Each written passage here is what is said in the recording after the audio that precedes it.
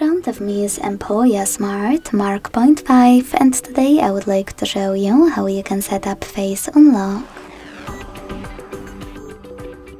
Begin by opening Settings and scrolling down to access Face ID.